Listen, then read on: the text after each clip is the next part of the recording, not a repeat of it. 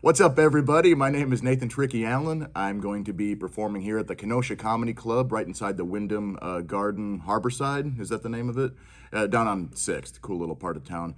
Tonight and tomorrow night, May 20th and 21st at 8 p.m. And welcome to the conversation, I guess, we're going to have with the other Nathan. Could you give us a little insight into the show, a little peek into what I don't think this is your normal comedy show, I've heard. It's my normal comedy show, but it's not everybody else's normal comedy show. No, I am a part magician, part comedian, totally in the head, dysfunctional. It's like a smart ass who's doing a magic show, basically. I started off as a regular magician when I was a kid and just slowly devolved into the mess that it is now, where it's an adult-only show. It's not rated X, but it's adult-only. It's edgy, naughty, funny, but not over-the-top gross or disgusting. The lovely assistant's inflatable. The rabbit's dead, if that gives you an idea. And how did you get into comedy, if you don't mind me asking? Well, I accidentally got into comedy. I started as a magician, and I did my first show when I was 12 years old, actually. And I asked for $10, and they gave me 15 plus cake, and I'm like, well, yeah, I'm gonna be rich, you know. And then slowly over the years, I just started kind of heckling myself. Like the thoughts in my head were like, you know, something to the effect of, why is this idiot doing what he's doing with this trick? And I would just blurt it out, and I would get a laugh. And I started doing that more and more, and just being as if I were heckling a show that I was watching, but I am the show. And it just snowballed into, it's probably more of a comedy show now than a magic show, but the magic's still good, I'm told. Yeah. And where's the passion for magic come from? Did something happen when you were younger and it was just like a spark lit up? Or? I got to keep it clean though, right? Yeah. No, I saw a magic show when I was a child in like kindergarten or something, and I got invited on stage to help with the guy and do the whatever trick we were doing, and I was just floored. And then a few years later, my parents got me a magic kit, and then I started going to the library at school and the public library and just devouring every book I could on magic. It became a full-blown unhealthy obsession. Other kids were into sports or could talk to girls. I had card tricks. That's where my interests lied. Understood. Now, do you play off the audience a lot, or do you, Oh, you yeah. pretty much have like your... I got the bare bones structure of the show, but I use a lot of audience participation. So there's really whatever I'm doing could go a million different directions depending on, for example, what card they pick, what number they throw out, their reactions to something or their non-reactions to something. So there's all sorts of little alternate routes we can take to get through the show, hopefully get through the show. And I just make up a lot of stuff as I go. And so you're not from Kenosha, so obviously you travel. No, but I feel like this is my second home. I'm here like every 3 or 4 months probably. I love this town. Yeah, the feeling is absolutely mutual. I love this place so much. What other places have you traveled to? Some of your favorites? Mostly the Midwest. I'm based out of the Des Moines area now. And travel mostly the Midwest, like, you know, Ohio to Colorado, that type of thing. But I've also been out to the West Coast a few times, which I really love, and especially during the winter months, because damn, I hate snow. I really, really do. You want to maybe, if you don't mind, talking about maybe some people that have influenced you or inspired you? Does anybody come to mind? Yeah. In the 90s, there were these magic specials on NBC called The World's Greatest Magic.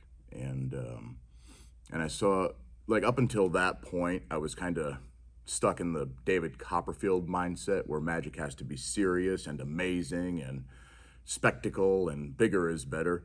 And then I saw these guys, Michael Finney, he's from Arizona, Amazing Jonathan, who just passed away in February, Jeff Hobson, Matt King, Dana Daniels. These are professional comedian magicians, not magicians trying to be funny, but comedian magicians, like pairing up.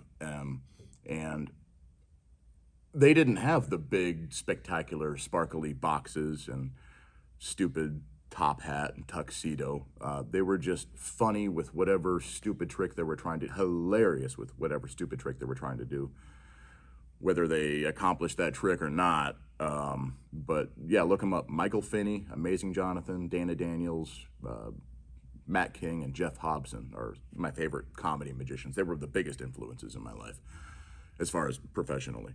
But yeah, seeing David Copperfield's specials, like in the early 90s, that really blew my mind wide open about some. Have you seen any of his stuff from back in the day? No. Dude, you should. He was the guy that made the Statue of Liberty disappear and walked through the Great Wall of China. I mean, it was a trick. He didn't really do it. Sure. No, I'll check it out for sure. But damn good tricks. Yeah. Okay, maybe just one or two more questions, and I'll get out of your hair here.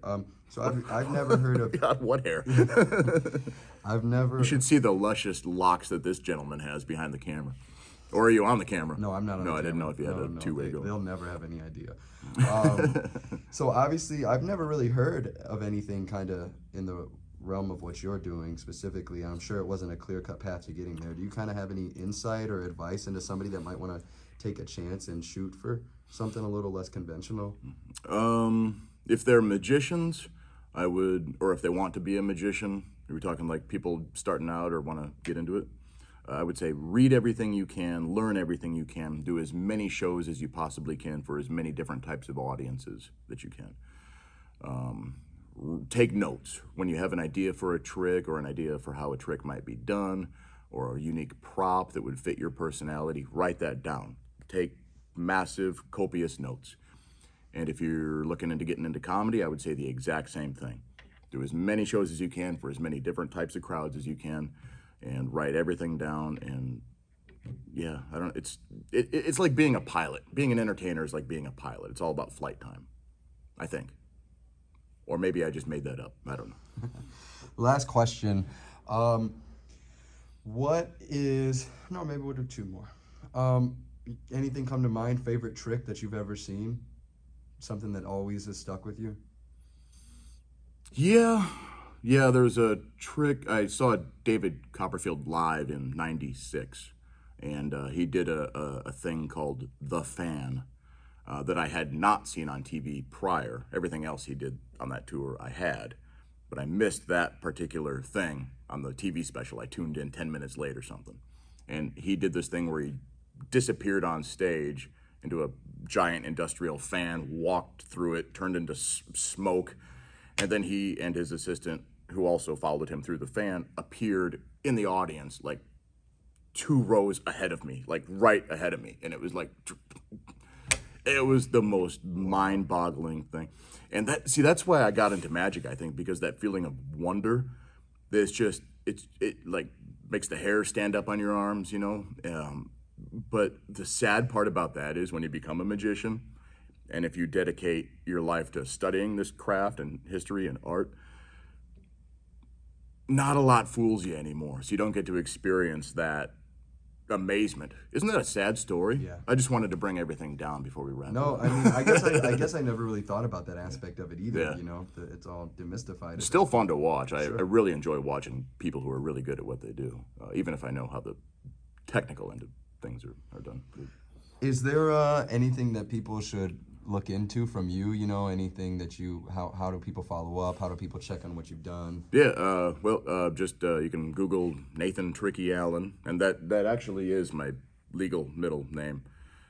You've heard people say Danger is my middle name, or what? I always wanted something like that, so I changed it. You can change your name to anything you want in Iowa for $189. Even if you smell like whiskey and have bloodshot eyes, they'll still let you sign the paperwork and go through with it. Yeah, you can go to adultsonlymagic.com. You can find me on Facebook, YouTube, Twitter. I don't use because everybody's just too arguey over there. But my website, there's videos. You can see what to expect, preview videos. And there's also, if you can find it on the, I think it's the fun stuff section of the website, there's also a bunch of tricks that you can learn to screw with your friends. I do videos where I teach you tricks and pranks to mess with your friends or win free drinks or freak out complete strangers. Thank you very much, sir. Yeah. Do it again sometime. Yeah.